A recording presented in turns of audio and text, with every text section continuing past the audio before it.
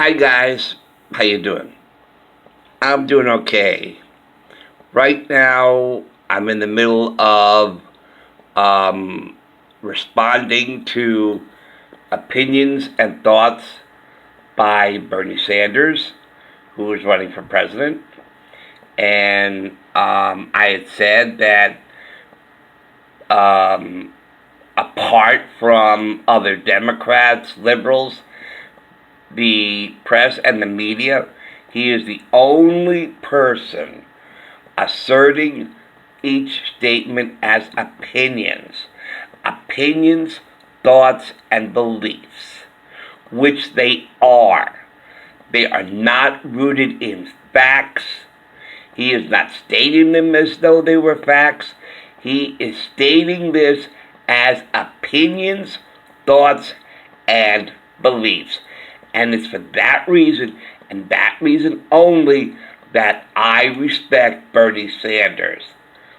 I disagree with him totally, of course, but you can disagree with him and respect him at the same time. Now, after I finished that first part one, I watched what I said, watched the video, made sure everything was right, that I didn't need to redo it. And there was something I said that I think may be misunderstood and misinterpreted.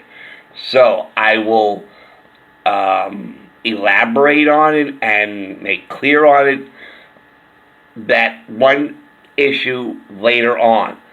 But since I also finished that video, I found a few other videos that can be added to what I've already included as responses to the earlier opinions. So, I will proceed now with those responses.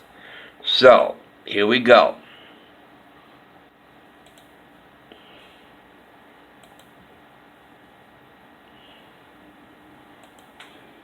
I happen to believe that Trump is perhaps the most dangerous president in the history of the United States. Okay. And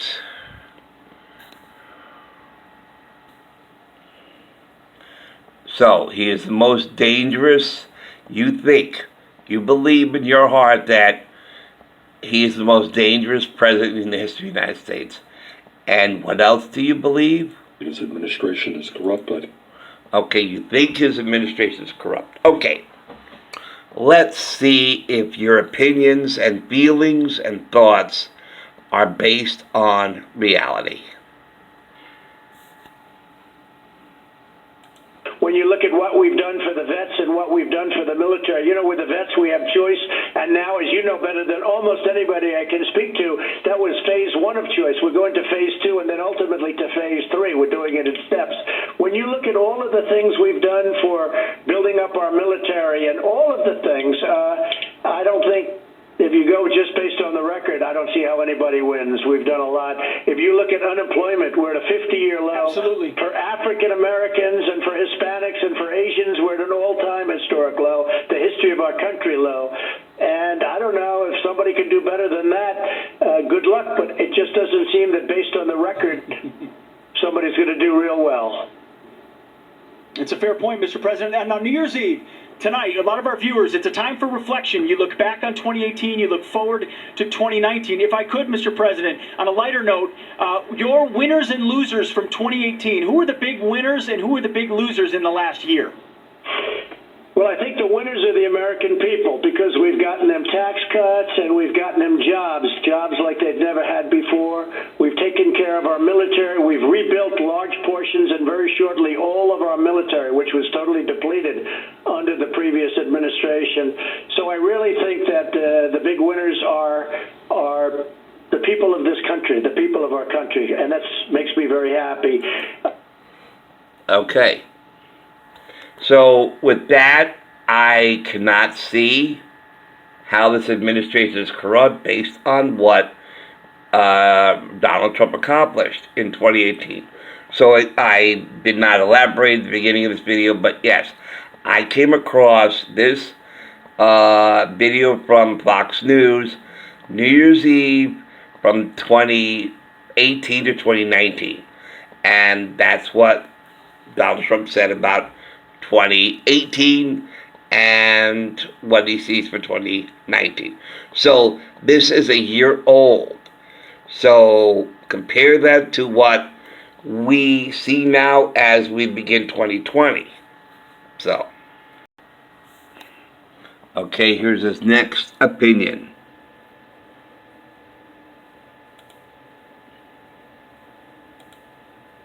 Think he's a racist? You think he's a racist? Okay, well, I don't mind repeating what President Trump said at New Year's Eve that ended 2018 to 2019. I don't mind repeating that at all. So let's see if your opinions, your beliefs that he's a racist, well, let's see if they're based in reality. We've done a lot. If you look at unemployment, we're at a 50-year low. Absolutely. For African Americans and for Hispanics and for Asians, we're at an all-time historic low, the history of our country low. And I don't know if somebody can do better than that. But in terms of the list, and Real Clear Politics did a great job of putting together a top 10 list of things that the president had gotten done.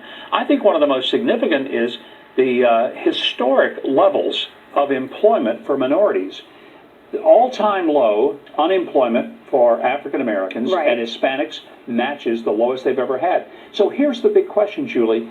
If Donald Trump is a racist, first of all, how come no one ever thought that all the many years that he was the toast of the town in New York for people of all races and of all the liberals? Secondly, if he's a racist and he's doing more for people of color in their jobs and in their income than any president has ever done, I just have to agree that Real Clear Politics was right. He is terrible as a racist.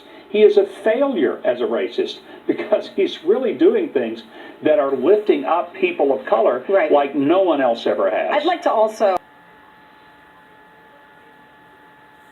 This is a corrupt administration, according to Bernie Sanders.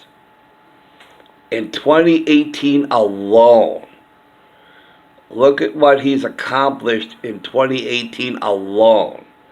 This is a terrible, corrupt administration, according to Bernie Sanders.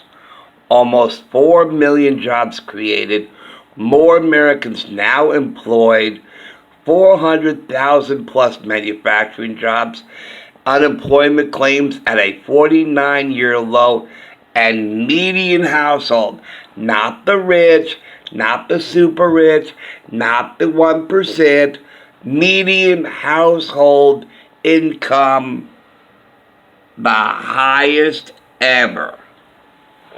Okay, this is a very corrupt administration by everything Trump has done, according to Bernie Sanders.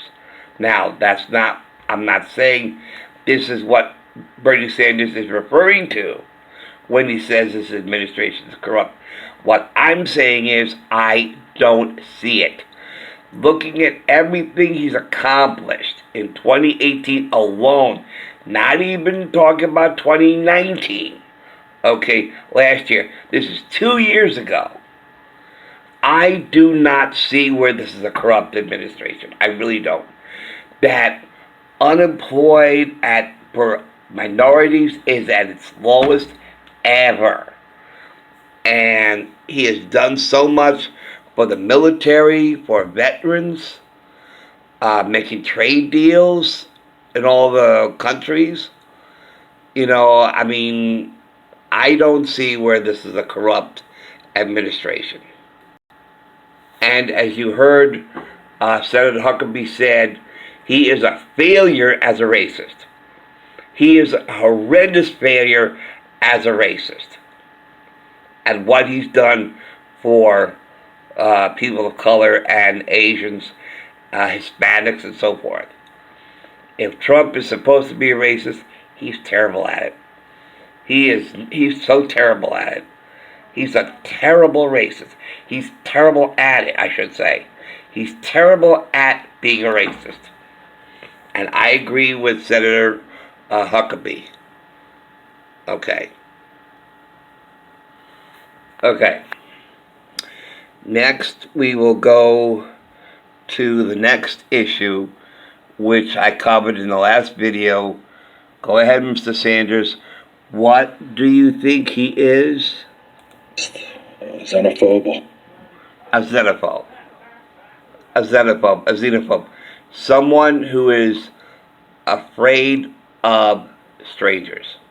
Now, this is where I want to elaborate on this. When I said I'm a xenophobe and proud of it, when I say that everybody's xenophobe, I am not saying I hate strangers. Okay? There's a difference between being afraid of somebody and hating somebody. Okay? And I think when they say that President Trump is a xenophobe, I think they're trying to say that he hates and fears strangers. But that is not a xenophobe. A xenophobe is someone who fears strangers but do not hate them. Hate is an aspect that is not included in the description of a xenophobe. A xenophobe is only someone who fears strangers. And as soon as you get to speak to that person, you get to know them, you start to trust them, your fear factor will go down. And being afraid of a stranger is not like extreme fear. Phobia is an extreme fear. Yes, that is true. But, and I guess a xenophobia, I guess, is an intense fear of strangers. Now, being a xenophobe does not necessarily mean, the range is so vast, it's so wide. The scope is so wide. There are levels of xenophobia. There is a mild case, an extreme case. Mild, moderate, heavy, extreme, light. Okay? I'm a light xenophobe. Okay? Other people may be mild xenophobes, moderate xenophobes, heavy xenophobes, extreme xenophobes. Xenophobia, okay, has degrees of how much you fear strangers. Doesn't mean you're a hermit. Doesn't mean you exclude yourself from other people. Doesn't mean you hate them. It means you fear strangers until you get to meet them, until you get to know them. But everybody, especially these days, maybe 40 years ago, everybody was a lot more trusting of people. And to be extremely trusting of strangers these days is very reckless, especially now that there have been crazy people with guns driving in cars. I have seen evidence of road rage. I remember that, I think, 20 years ago? 20 years ago, someone cut off somebody on the highway, and they stopped, and the guy got out with a shotgun and shot him. Okay, because he thinks he owns the road. Okay, so it's a different world nowadays. It's a different world now than it used to be. 40, 50 years ago, hardly anybody was xenophobe. But these days, with crazy people with guns in the car who is willing to shoot you if you cut them off in the highway or on the street, it's a crazy world now. It's a crazy world now. And we have to always be on guard against other people in our community, because you just do not know. Okay, and especially when someone claims to be a humanitarian who wants to help you. Maybe 40, 50 years ago, there was no problem picking up a hitchhiker. He's down on his luck, he's trying to get to somewhere. But you just do not know now. You just do not know.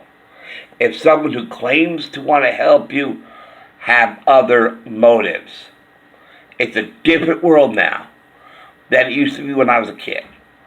It's a different world now. So being a xenophobe, man, that could save a lot of trouble and a lot of lives. If being a xenophobe. But here we go. I'm going to show you another justification for xenophobia.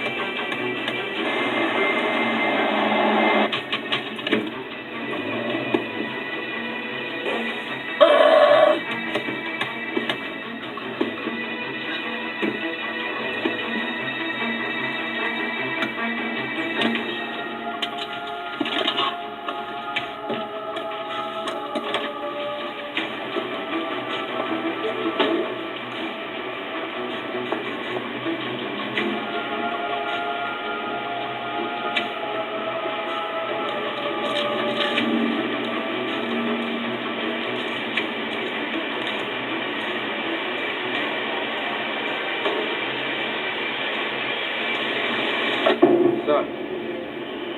What's up? Hey, looks like you're having some car trouble there, huh? No, actually got it covered. No. Oh, you think so? Maybe I can give you a ride, give you a hand. No. You sure? Maybe I can help you out. I'm good with my hands, No. Okay, thanks. I got it covered. Well, looks like you're heading out of town. Maybe you can give me a lift. Actually, I'm gonna be picking a lot of people up, so I can't. I really gotta get going. Oh, hold on. I think you and I could be friends. So why don't you just make some room in the back? I know you got room in there. Okay. You need to just let me go. I'm not looking for any trouble here, okay? And I'm kind of in a hurry. Relax. All right, baby? The world's about to end, okay? So you never know where to be. So why don't you and I get in the back and go for a little ride, all right?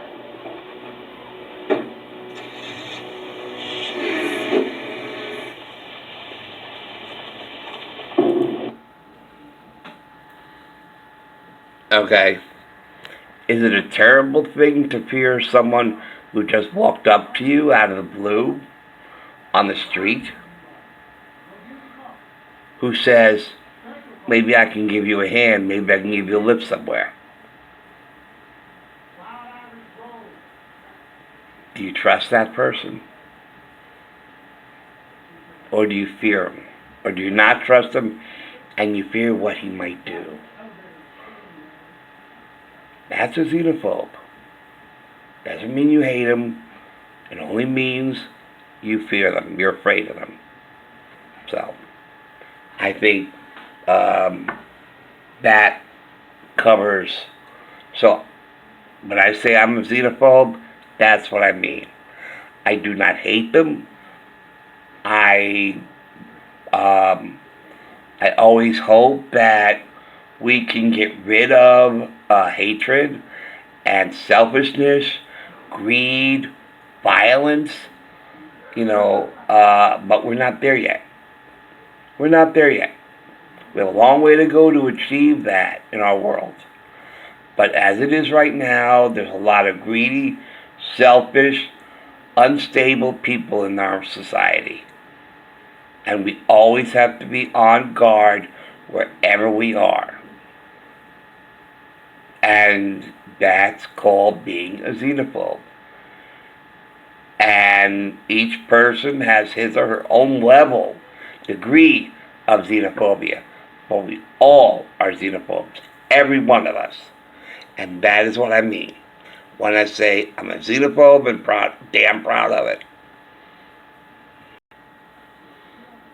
Okay, now we're going to discuss, now we're going on to a new subject, okay?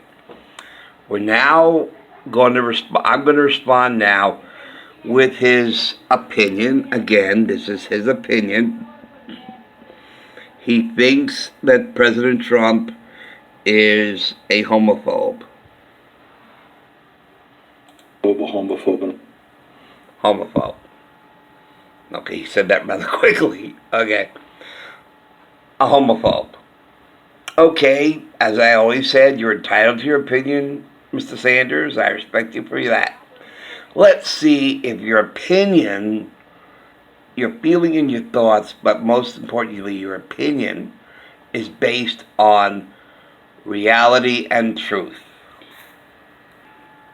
Now, the word phobia means fear, to fear. Doesn't mean hate, it means to fear. Okay, to be afraid of. Claustrophobia, acrophobia, fear of heights, fear of closed spaces, fear of drowning, fear of cats, fear of dogs, fear of the number 13,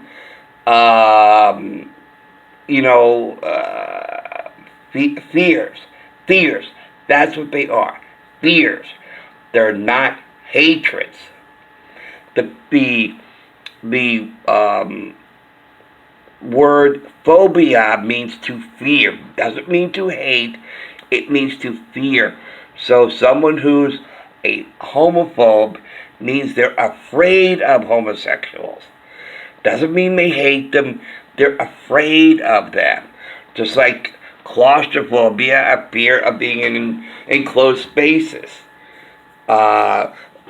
People who are claustrophobic would be afraid of being in an elevator, closets, tight spaces, crawlways.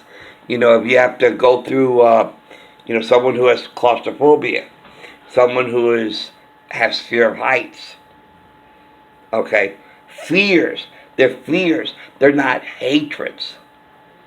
So, xenophobia doesn't mean you hate strangers. It means you're afraid of them.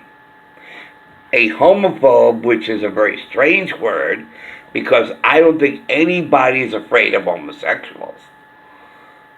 I mean, really, you're afraid of them? What are you afraid they're going to do to you? Are you afraid they're going to attack you?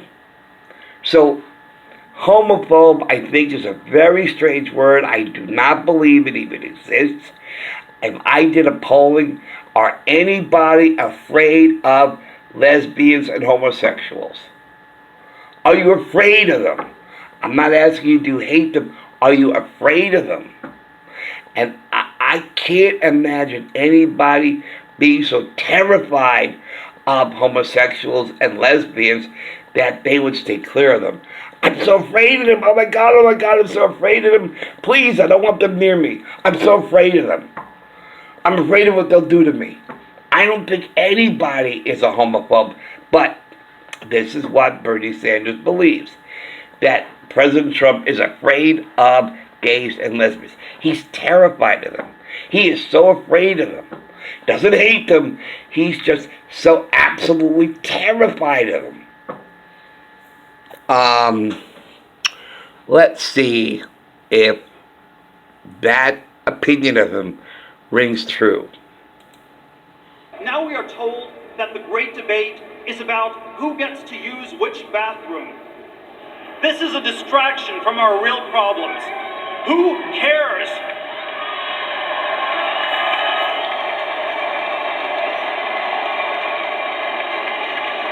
Of course, every American has a unique identity. I am proud to be gay. I am proud to be a Republican. But most of all, I am proud to be an American.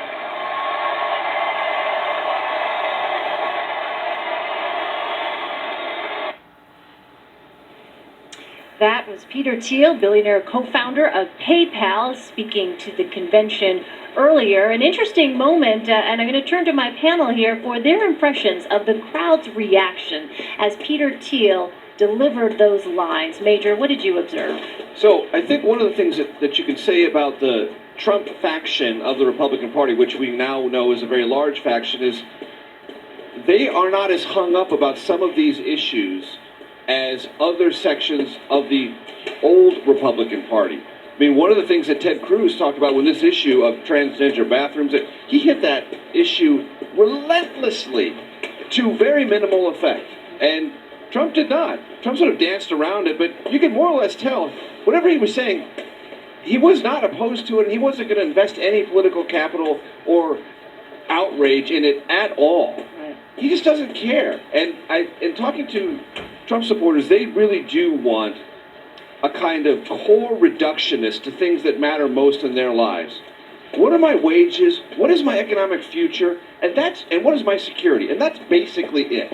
Anything else that is used as a more commonly deployed wedge issue doesn't really cut it for them. And and I thought the reaction tonight to both Peter Thiel and then to what Trump himself said about the LGBTQ community Yes. reflected that. Let's go ahead and actually play that for our viewers, and then let's talk about that. This was a moment during Donald Trump's speech. Let's take a listen.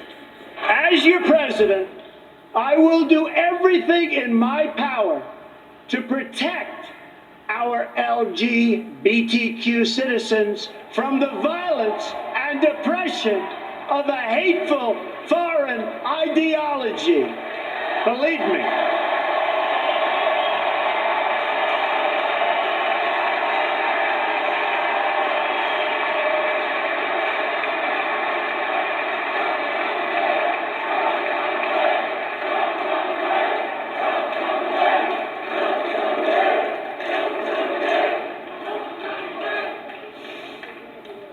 And I have to say, as a Republican, it is so nice to hear you cheering for what I just said. Thank you.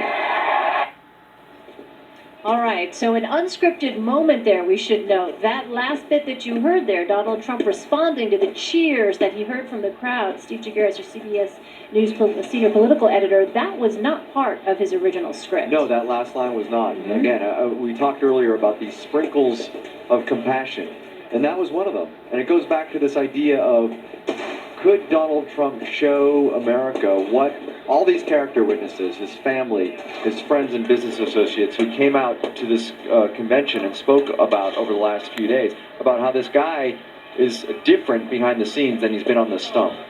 He's not as harsh, not as stark, not as offensive to some people as in person as he is on the stump. And so that was one of those moments, I think, where you saw him really just sort of say, thank you for reacting positively to something that probably, you know, in past conventions, Republicans, it wouldn't have been brought up, first of all, in a Republican convention before. And secondly, who knows what the reaction would have been, but probably not that positive. Major, is this the kind of thing that social conservatives look at and question his, conservative credentials? Probably. And I don't think you would have seen, for example, Mike Pence wade into that at that level. There's nothing about Mike Pence's politics that would be consistent with that at all. Quite the opposite. And that shows you that it matters who's at the top of the ticket. And just one other thought. I just think that's a great garage band name. Sprinkles of Compassion. Well, let's do it. I swear to God, I just think that it's got, I don't know, it just hits every note. Yeah. So what is I'm it not now? Is it doing like vocals. covers, or is it hard rock, metal? Oh, it's just shredding. Or just Constantly. It's just like headbanger stuff. I'm thinking like a Neil Diamond You can tell cover. that Major's Sprinkles been of- Yeah. working for 6 or 7 straight Yes, hours. all right. Hey, you've been talking about LGBT rights. Would you declare LGBT Pride Month, which has been done every year for the past 8 years? Is that something you would do I as would as look into president? it, and I feel so badly what happened, and we have to do something about it. And just remember, some of these countries that are contributing to Hillary Clinton, some of these countries where we're taking in thousands of people, they kill gays, right? They kill gays. They enslave women. They enslave women. And yet they give money to Hillary Clinton. She accepts it. She wants more people to come into this country. I'm better for women, and I'm better for gays. I am better for a lot of people, and I think people are starting to see that. And real quick on what you do as president. The last two presidents have had a Ramadan iftar dinner with Muslims every year to celebrate the end of Ramadan. Is that something you would do? It wouldn't bother me. It wouldn't bother me. It's not something I've given a lot of thought to, but it wouldn't bother me. And the last opinion that Bernie Sanders has about Trump as a man, as a human being, is this. And a religious bigot. A religious bigot. Okay. Religious bigot against whom? Muslims, Christians, Jews? Well, he's a Christian. He has fought to bring back people to say Merry Christmas. He has been, he just recently spoke at the prayer breakfast. So, can't be Christianity because he's, a devout Christian. So what about Muslims? Well, you just heard him say that he didn't have a problem with having a Ramadan breakfast or whatever, or Ramadan event. So he has no problems about Muslims. And he said that again when he talked about radical Muslim terrorists. Those who shout death to America, and not the other Muslims who don't say that. There are two types of Muslims. There are regular Muslims, where there are a lot of, and then there are radical Muslim terrorists who want to do harm to us, and the ones who shout death to America, and the ones who perpetrated 9/11. Those are radical Muslim terrorists, and he's been adamantly against that. But he has no problem with regular Muslims. Not at all. You just heard him say that just now. So that leaves Jews. Well, Mr. Sanders, let's see if your opinion about President Trump about being a religious bigot is based in truth and reality. I want to address the horrible shooting that took place earlier today. The hearts of all Americans are filled with grief following the monstrous killing of Jewish Americans at the Tree of Life Synagogue in Pittsburgh, Pennsylvania. You've all seen it. You've been watching it. It's horrible. The suspect is in custody. The federal authorities are on the scene and leading an aggressive federal investigation. State and local law enforcement has been incredible. This evil anti-Semitic attack is an assault on all of us. It's an assault on humanity. It will require all of us working together to extract the hateful poison of anti-Semitism from our world. This was an anti-Semitic attack at its worst.